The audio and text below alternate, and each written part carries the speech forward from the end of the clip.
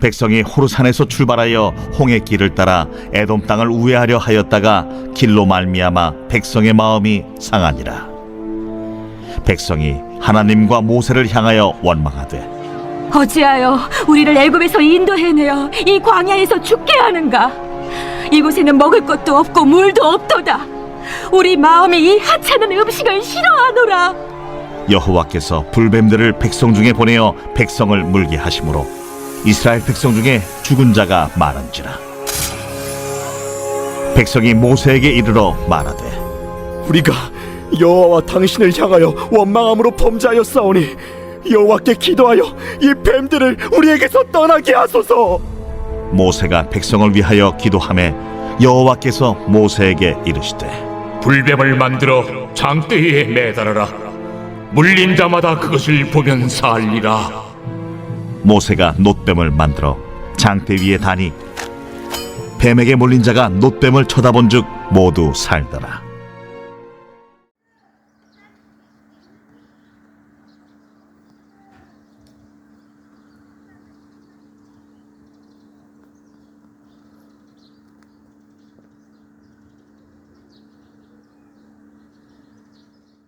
북극성을 바라봐야 길을 잃지 않는다.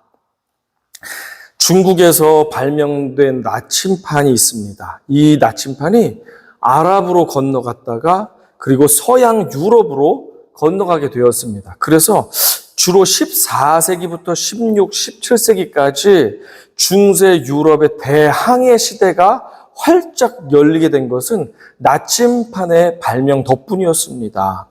지구에는 자기장이 흐르고 있어서 나침판의 N극과 S극이 정확하게 북쪽과 남쪽을 가르쳐주게 되었으니 인간은 어디를 가든지 나침판만 보면 방향을 잃지 않게 되었습니다. 하지만 나침판이 활성화된 중세 이전부터 오랜 세월 인류는 하나의 또 다른 나침판과 같은 방향을 세워주는 기준점을 가지고 있었습니다. 그것은 다름 아닌 북극성 폴라리스라는 별입니다. 북반구 사람들은 누구나 볼 수 있는 이 북극성, 하늘을 보면 밝게 빛나는 별이 있습니다. 북극성입니다. 그 북극성을 찾기 위해서는 어떻게 해야 되냐면 왼쪽과 오른쪽에 있는 이 별의 그룹들을 찾아야 됩니다. 별이 7개의 모양으로 국자 모양을 하고 있는 별이 있습니다. 이것을 북두칠성이라고 하죠. 북두칠성이 왼쪽에 있습니다. 그리고 W 또는 M자처럼 생긴 카시오페이아 별자리가 오른쪽에 있습니다. 북두칠성과 카시오페이아 별자리 바로 정중앙쯤에 북극성이 반짝이고 있고 언제나 정북 방향을 가르쳐주고 있어서 길을 잃은 사람들이 누구나, 항해자는 누구나 그 북극성만 찾을 수 있으면 방향을 잃지 않고 목적지를 갈 수 있었습니다. 여행자나 항해자는 북극성만 바라보면 길을 잃지 않게 됩니다. 출애굽 40년째 되는 해에 5월 1일 호르산에 오른 아론은 수명을 다했습니다. 하나님의 부르심을 받고 손천하게 됩니다.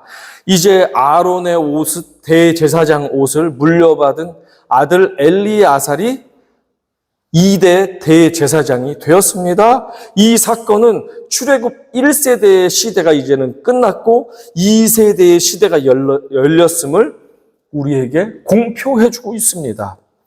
지도를 보시면 백성들은 호르산에서 눈앞에 보이는 네게브 이 땅으로 갈 수 있었지만 30일 동안 아론의 죽음을 애곡했다고 이렇게 성경은 기록합니다. 그리고 네게브 땅으로 가면 좋겠지만 그들의 현실적으로 가장 빨리 갈 수 있는 지름길은 에돔 왕국의 그 왕의 하이웨이, 킹스 하이웨이를 돌파해서 지나가는 길이 가장 빠른 현실적인 지름길이었습니다. 이 백성들은 그곳으로 당장 달려가고 싶었습니다.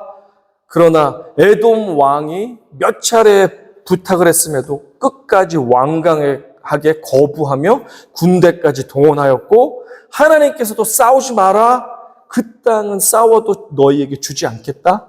우회하라라는 명령을 내리셨습니다. 그래서 백성들은 울며 겨자 먹기 식으로 지름길을 놔두고 멀리 험하고 고통스러운 길로 돌아 홍해길로 돌아가게 되었습니다. 4절 같이 읽어봅니다.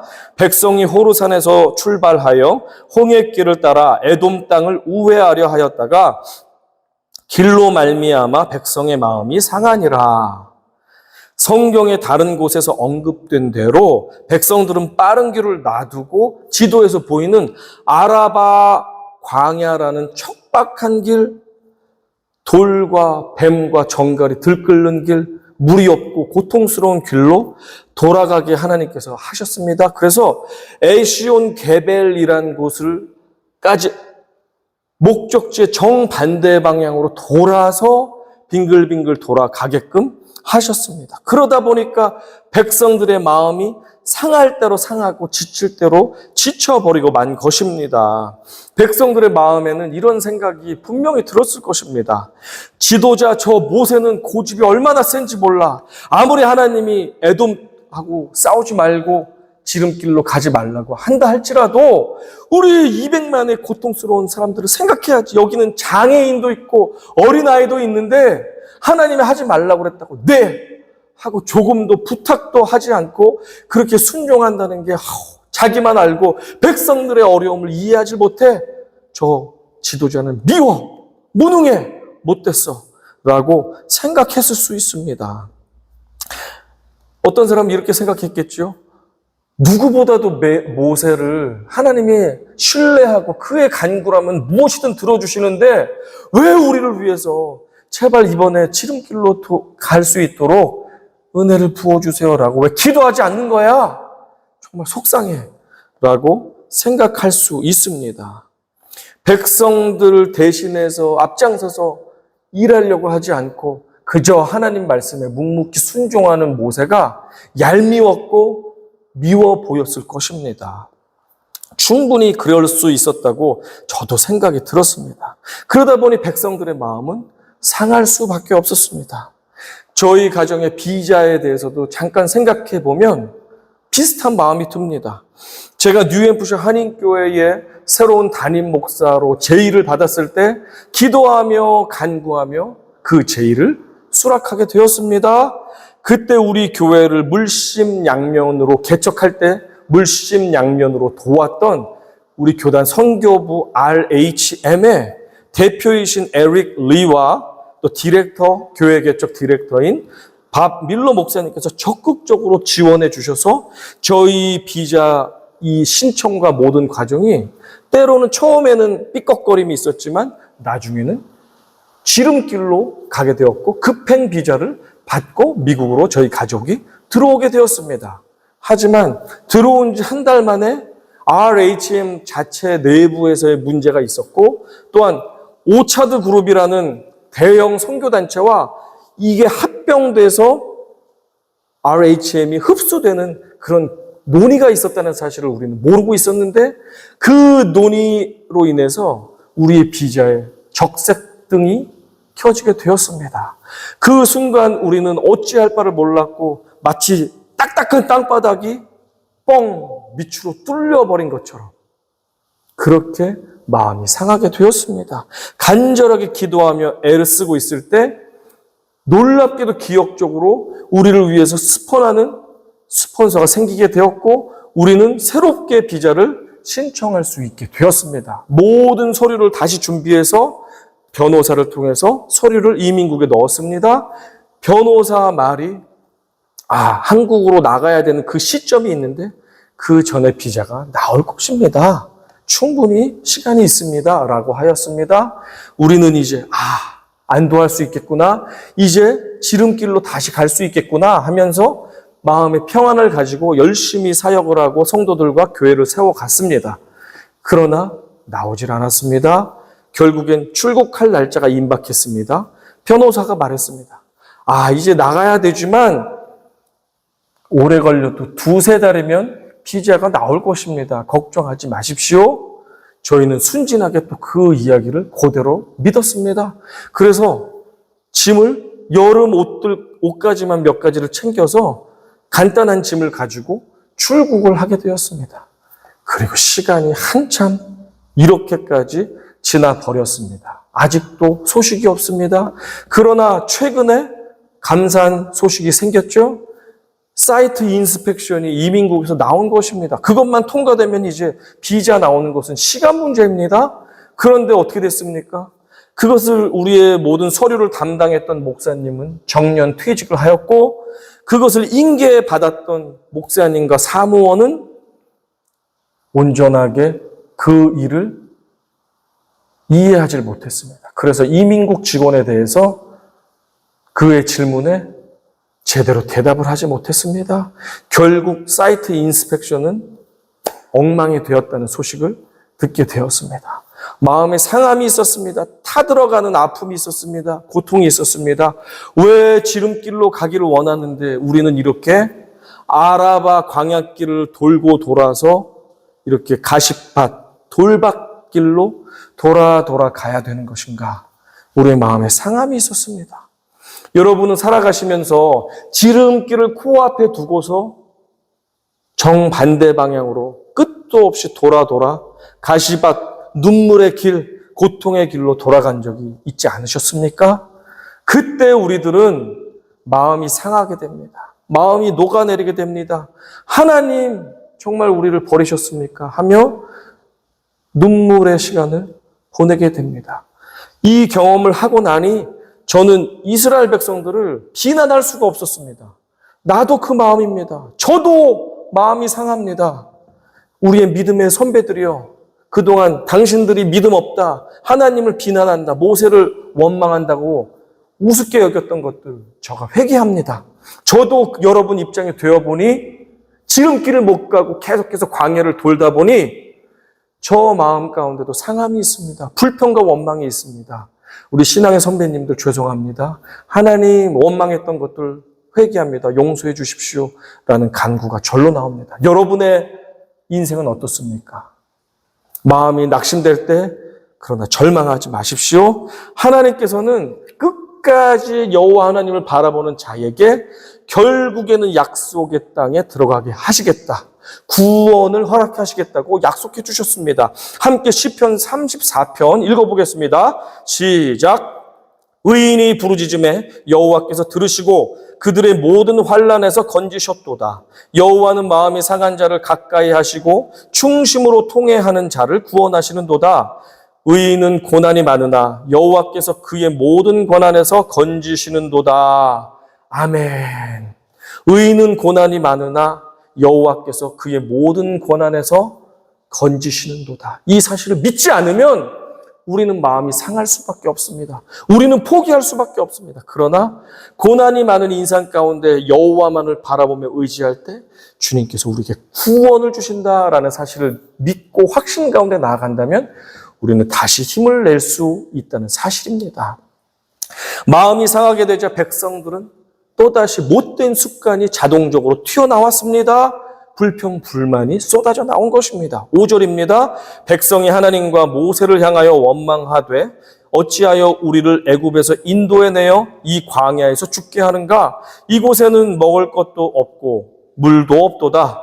우리 마음이 이 하찮은 음식을 싫어하노라 하매.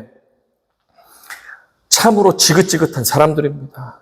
이들은 모세와 하나님을 또다시 원망했습니다. 아마 아론이 살아있었다면 아론에게도 엄청난 비난의 화살을 쏘아댔겠지요. 똑같은 레파토리입니다. 40년 동안 이들은 변함이 없습니다. 왜 잘 살고 있던 애굽에서 살던 우리들을 끌어내가지고 억지로 광야에서 40년 동안 뺑뺑이를 시킨 다음에 물도 없지, 먹을 것도 없지, 이곳에서 우리를 죽게 합니까? 차라리 애굽으로 돌려보내주세요. 라고 또 불평불만을 쏟아냈습니다. 그러면서 특별히 이번에 불평하는 것은 무엇입니까? 이 하찮은 음식을 싫어하노라 라고 하였습니다. 이 하찮은 음식이 무엇인지 아시죠? 하나님의 신령한 음식인 만나입니다. 사실 똑같은 음식을 계속 먹으면 질리는 건 사실입니다. 제가 학창 시절에 저희 어머니께서 교회 사역을 열심히 하셨습니다. 여전도사 사역을 열심히 하셨습니다. 새벽부터 밤늦게까지 일주일 내내 그렇게 사역을 하셨는데, 그러다 보니 저의 메뉴는 김치와 카레라이스 일주일, 김치와 생선가스 일주일, 김치와 김치국 일주일, 이런 식으로 일주일 단위로 어머니께서 어묵 음식을 한 냄비 가득 해놓고 냉장고에 다 쟁여놓고 그렇게 출근을 하고 다니셨습니다. 질렸습니다. 저만 그런 것이 아닙니다. 옛날에 조선의 왕들을 보십시오. 그리고 중국의 황제들을 보십시오. 매일 산의 진미에 온갖 화려하고 맛있는 진귀하고 맛있는 반찬을 대령해도 그 왕과 황제들도 반찬 투정을 했다는 기록이 남아있다고 합니다. 생각해 보십시오. 광야의 200만 백성들에게 아침, 점심, 저녁 그들을 먹이려면 수천 개의 레스토랑이 있어도 부족합니다. 푸드 트럭을 그냥 곳곳에 세워놓고 계속해서 음식을 공급해줘도 부족한 상황입니다.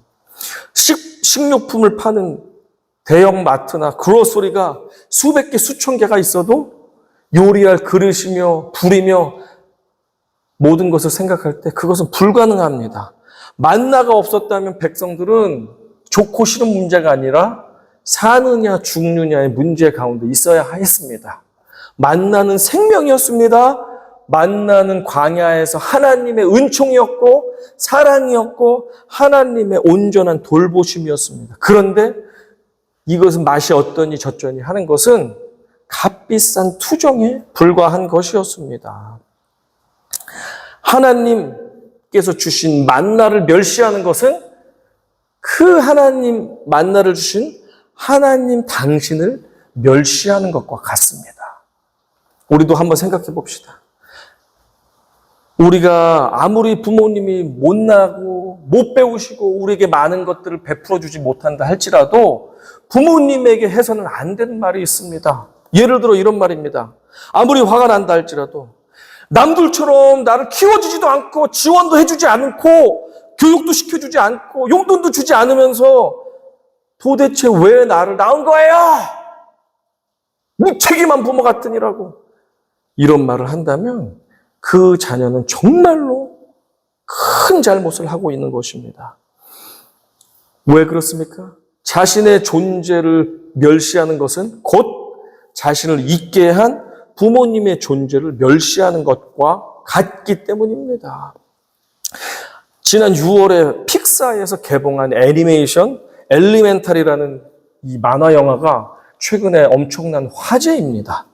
이 엘리멘탈을 만든 이 작가, 감독은 한국계 이민 2세인 피터 손이라는 사람입니다. 이 피터 손 감독은 이방인으로서 자기가 겪었던 여러 가지 일들을 이 만화 영화 가운데 고스란히 재치와 감동으로 녹여가지고 그렇게 스토리를 전개하는 것을 우리가 볼 수 있습니다. 한 인터뷰에서 피터 손은 이렇게 이야기를 했습니다. 자신이 지금은 돌아가신 아버지 앞에서 부끄러운 일이 하나 있었다. 그 이야기를 하면서 이런 이야기를 합니다. 뉴욕에서 그로서리를 운영하셨던 아버지에게 어느 날 마음씨가 아주 고약한 미국인이 찾아와가지고 이렇게 말했다는 것입니다. Go back your country. Go back to your country. 너희 나라로 돌아가. 라고 비난하면서 아주 무시를 했다는 것입니다. 이 말을 듣고 아버지가 길을 죽을 수도 있는데 이 아버지는 기세등등하게 따지고 들었다는 것입니다. 내가 왜 내 나라로 돌아가? 너가 돌아가! 하면서 따지고 들었다는 것입니다. 그런데 그 장면을 목격한 어린 피터 손이 막 뛰어가서 소리를 지릅니다. 그런데 그 무례한 미국인이 아니라 아버지를 향해서 소리를 질렀습니다. 아버지 제발 그만하세요! 왜 그러시는 거예요? Stop it, father! 소리를 질렀습니다. 그런데 알고 보니까 이런 것이었습니다. 자신은 이민 2세임에도 불구하고 외모가 다르고 모습이 문화가 다르다는 이유로 학교에서 수많은 차별을 당했다는 것입니다. 늘 속상하고 늘 억눌려 있는 마음으로 가게에 돌아오는데 아버지가 미국 사람에게 무시를 당하는 모습 자체가 그 모습을 보는 것 자체가 너무 싫고 아버지의 무능함이 너무 싫었다는 것입니다. 그래서 그 미국 사람에게, 못된 미국 사람에게 따져들어야 되는데 못난 아버지에게 항의를 했다는 것입니다. 그러면서 자신이 지금 돌아보면 자기는 지금 같았으면 아버지 편이 되어서 그 못된 미국 사람을 쏘아붙이며 아버지와 함께 싸웠을 것이라면서 후회하는 그런 인터뷰를 한 것을 보게 되었습니다. 그 모습을 보면서 저도 내 자신 또 우리 부모님에게 내가 함부로 하는 것이 나를 멸시하고 내 부모님을 멸시하는 것이구나 라는 것을 돌아보는 시간을 갖게 되었습니다. 여러분은 어떻습니까? 혹시 부모님께 해서는 안 될 말, 해서는 안 될 행동을 하고 마음 한켠에 괴로움이 있는 분이 안 계십니까? 사랑하는 가족, 자녀들, 배우자에게 그들은 내가 쉬운 대상이라고 생각하면서 함부로 말하고 함부로 윽박지르고 소리 지르고 말하고 행동하면서 마음에 상처 주었던 시간들이 있지는 않았습니까? 친한 가족이나 형제들에게, 이웃들에게 못된 말, 몹쓸 말을 하면서 그렇게 마음 아프게 한 적은 없으셨습니까? 하나님과 하나님의 사람들에게 함부로 말을 함으로 말미암아 인생에 막힘이 있었던 적은 없습니까? 난관을 만나진 않았습니까? 혹시 그런 시간들이 생각난다면 이 시간 주님 앞에 나아가서 그 몹쓸 말 한 것을 주님께 회개합시다. 그리고 할 수 있다면 그 형제, 자매, 아들, 딸, 배우자, 우리 부모님에게 어머니, 여보, 사랑하는 아들아, 딸아, 친구야, 내가 당신에게 이런 못된 말을 한 것 용서해다오. 내가 그때 속상하고 화가 나서 절제하지 못하고 하나님이 기뻐하시지 않는 말을 했구나. 내가 당신을 상처 주었군요. 용서해 주십시오. 정말 제가 뉘우치고 있습니다. 라고 회개하고 사과하고 관계가 회복되고 용서받는 역사가 일어나기를 간절히 소망합니다. 아멘. 꼭 그렇게 용기 내어서 실행해 보시길 바랍니다. 저도 애쓰고 노력해 보겠습니다. 하나님은 불평하는 백성들에게 진노의 심판을 내리셨습니다. 6절입니다. 여호와께서 불뱀들을 백성 중에 보내어 백성을 물게 하심으로 이스라엘 백성 중에 죽은 자가 많은지라. 강력한 독뱀들이 백성들을 물어 많은 사람들이 고통 중에 쓰러지고 죽어갔습니다. 불뱀들은 하나님께서 진노하셔서 갑자기 뚜껑이 열려버려가지고 야 불뱀들아 나와라 물어라 라고 만든 것이 아닙니다. 불뱀들은 원래 광야에 지글지글 바글바글 원래 있었습니다. 신명기 8장 15절을 같이 확인해 볼까요? 너를 인도하여 그 광대하고 위험한 광야 곧 불뱀과 정갈이 있고 물이 없는 간조한 땅을 지나게 하셨으며, 광야에는 원래 불뱀, 독뱀이죠. 그리고 정갈이 우글우글 많이 있었던 땅입니다. 그동안 백성들이 불뱀에 물리지 않은 것은 전적인 하나님의 특별한 보호막 덕분이었습니다. 하지만 도가 지나친 불평과 원망을 백성들이 쏟아냄으로 말미암아 그 죄악이 하나님께서 그동안 쳐주고 계셨던 보호막을 거두게 하는, 강제로 열리게 하는 그 일을 이 불평의 죄악이 만들어 버렸던 것이었습니다. 많은 사람들이 쓰러져서 죽게 되자 정신이 번쩍 든 백성들은 모세에게 죄를 뉘우칩니다. 그러면서 하나님께 용서를 구하고 구원을 달라고 그렇게 간청을 하는 모습을 보게 됩니다. 모세는 지체 없이 백성들을 대신해서 하나님께 죄를 뉘우치며 구원을 간청했습니다. 7절입니다. 백성이 모세에게 이르러 말하되 우리가 여호와와 당신을 향하여 원망함으로 범죄하였사오니 여호와께 기도하여 이 뱀들을 우리에게서 떠나게 하소서. 모세가 백성을 위하여 기도하며 그렇습니다. 하지만 이전과는 달리 하나님께서는 심판을 즉시 철회하시지 않는 것입니다.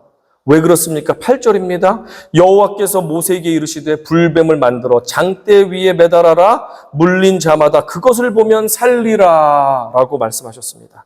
이제 백성들도 한 단계 성장하고 성숙해질 때가 되었다. 죄의 회개와 구원을 얻는 이 믿음은 철저히 개인적인 영역임을 이제야 가르쳐주고 계십니다. 전에는 모세의 간구에 온 백성들을 단번에 용서해 주셨고 구원해 주셨던 하나님이시지만 이제 곧 약속의 땅에 들어가 주인이 되어야 하는 성숙되어야 할 백성들에게는 이제는 한 단계 높은 신앙을 요구하고 계십니다. 그것은 무엇이에요?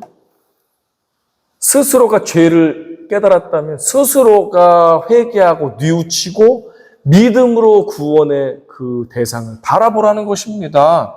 너희가 진정 잘못을 뉘우치고 구원받기를 원한다면 각자 장대 위에 매달아 놓은 노뱀을 쳐다보면 살게 될 것이다. 너희가 결정해라. 구원받을지 안 받을지, 내 말을 믿을 것인지 안 믿을 것인지를 각자가 결정하라는 것입니다.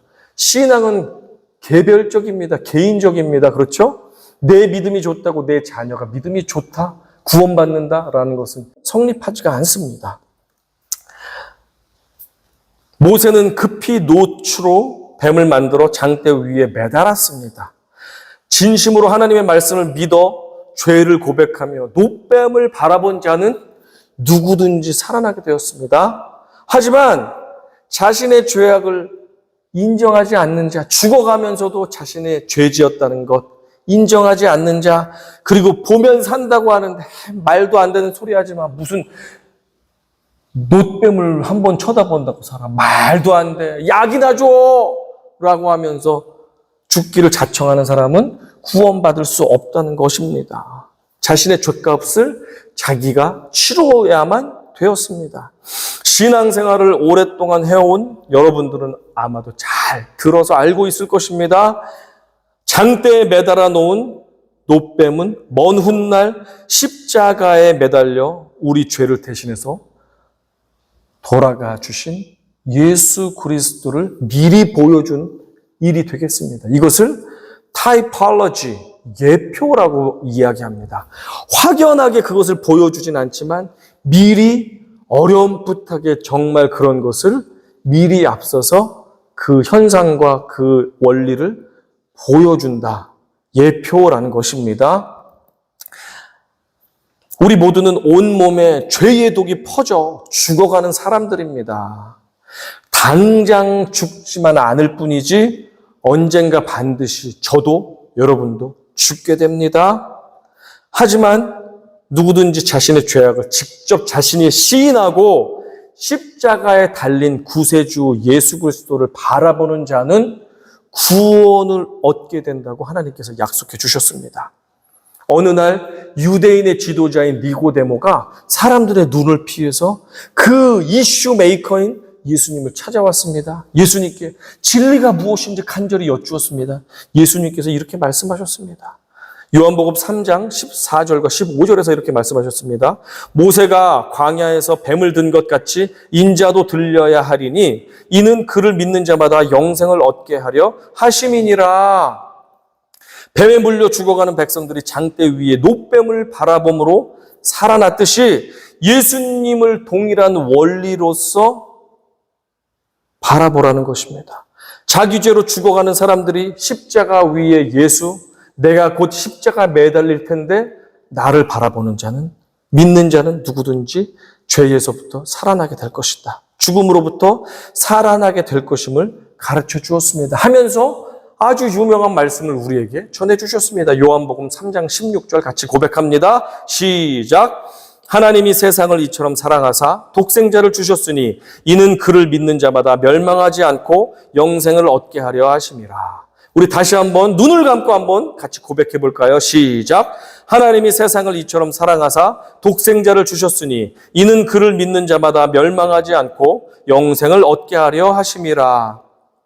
한없는 주님의 사랑은 계속해서 죄짓고 용서받아도 또다시 하나님을 배반하는 구제불능 같은 우리들에게도 예수만 바라보기만 한다면, 예수만을 믿기만 한다면 영생을 주시고 용서해 주실 것을 약속해 주셨습니다. 여러분, 인생길에서 길을 잃어버리셨습니까? 인생의 바른 길을 알려주는 나침판 같은 성경 말씀을 꽉 붙잡고 그 말씀이 인도하는 대로 순종하며 가십시오. 그 길이 여러분의 생명의 길인 줄로 믿으시기 바랍니다. 때로는 너무 지쳐서 말씀을 읽을 여력조차도 없으신 분이 이 자리에 계시죠? 그렇다 할지라도 눈을 들어서 하늘을 바라보십시오.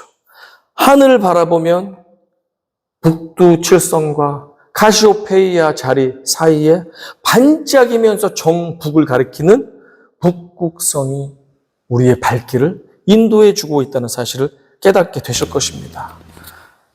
화려하지만 혼탁한 세상의 눈빛이, 시력이 어두워져서 한 번에 그 반짝이는 밤하늘의 북극성을 우리가 발견해내지 못할 수도 있습니다. 하지만 계속해서 그 북극성을 찾도록 여러분 애써 보십시오. 결국에는 우리의 눈을 들어서 믿음의 눈을 열어서 바라볼 때 언제나 변함없이 그 자리에서 빛을 비추며 우리의 갈 길을 인도하시는 예수 그리스도 북극성을 여러분이 발견하게 될 것입니다.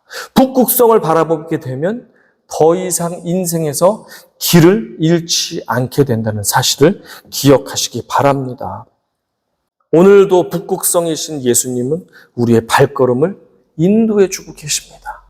우리가 바라보아야 할 것은 언제나 변함없이 그 자리에서 빛을 비추고 계신 예수 그리스도 한 분뿐이십니다.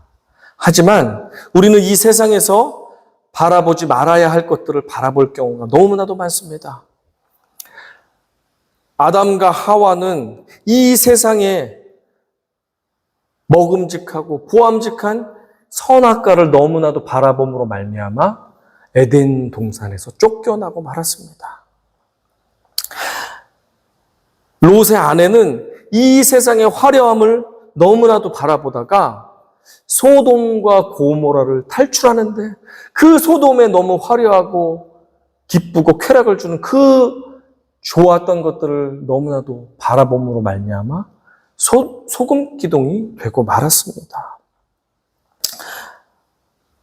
무리를 걷던 베드로가 예수님을 바라보아야 되는데 풍랑이 일자 문제인 풍랑에 집중하며 풍랑을 바라보기 시작하였고 그 세상의 문제를 바라본 그 결과는 물에 빠짐이었고 길을 잃는 것이었습니다. 우리가 바라보아야 할 대상은 언제나 변함없이 우리의 갈 길을 비춰주고 계신 예수 그리스도, 북극성이신 예수 그리스도를 잊지 말아야 할 줄로 믿습니다. 북극성이신 그리스도를 바라보아야 길을 잃지 않게 됩니다.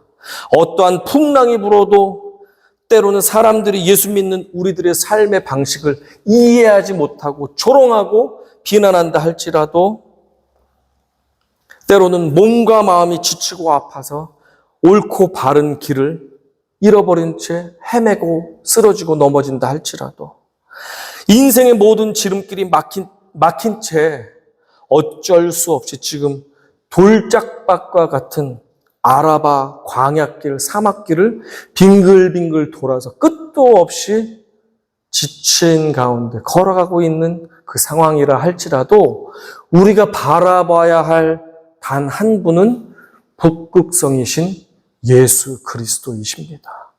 그분만을 놓치지 않고 바라볼 때 우리는 길을 찾을 수 있습니다. 결국엔 포기하지 않고 간절한 사모함으로 나아갈 때 우리는 약속의 땅에 도착하게 될 것입니다.